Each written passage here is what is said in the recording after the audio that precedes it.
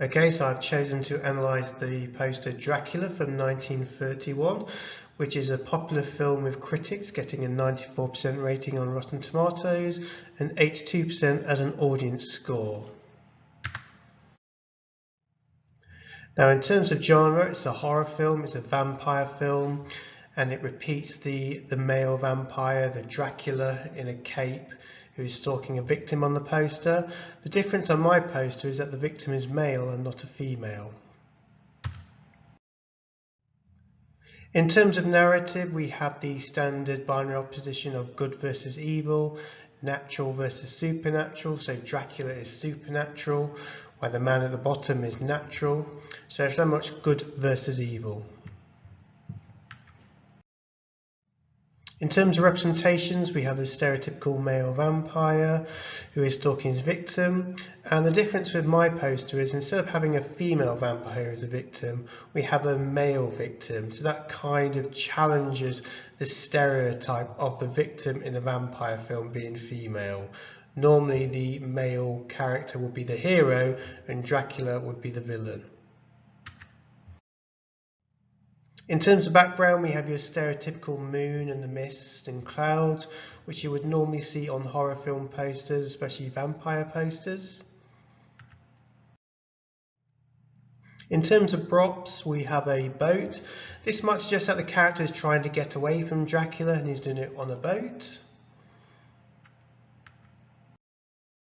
In terms of costume, Dracula is dressed in his cape, which is stereotypical for that character, and the male character has a white shirt, which would suggest that he is probably middle class, that he does have a decent job of some kind.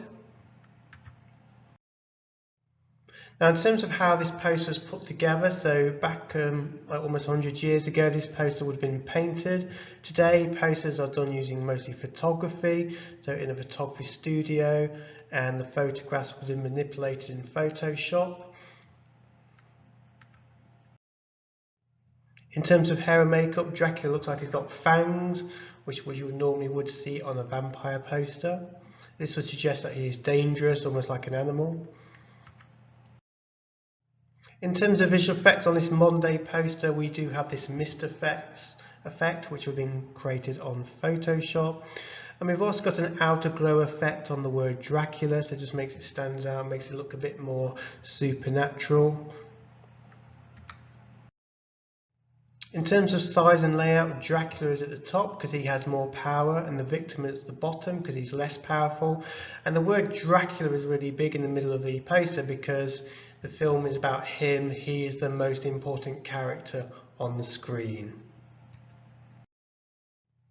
In terms of contrast, Dracula is in black and the hero at the bottom is in white, and that just helps make the characters stand out from each other. Also, Dracula wearing black will suggest that he is dark, dangerous, he represents death, and the character at the bottom wearing a white shirt, this is because he represents innocence and he is the good character.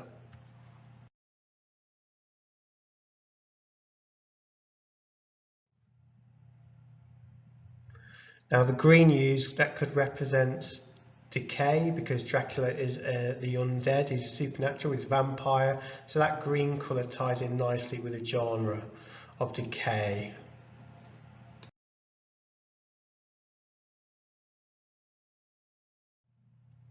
In terms of text used, so Dracula is in a serif font, sorry, a sans serif font, so it's big, it stands out.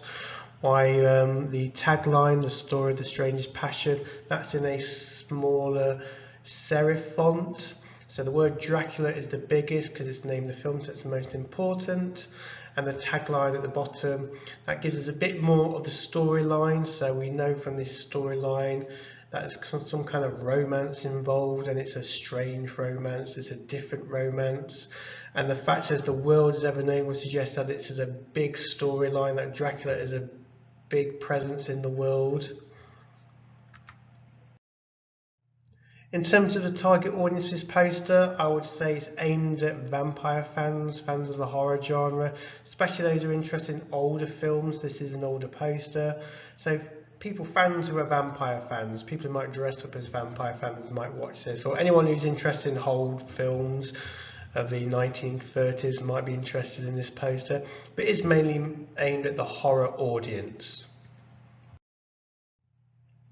Okay, I did some primary research. I showed this poster to some audiences of 16 to 24-year-olds, just get their opinion.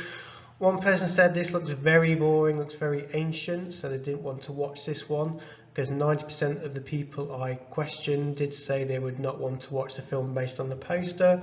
And some did say that Dracula is a bit of a kiddie character now, that you often find him in cartoons, so you're not going to take Dracula very seriously, especially not a younger audience. Older audiences will probably recognise that this is a classic film and probably would want to watch the film.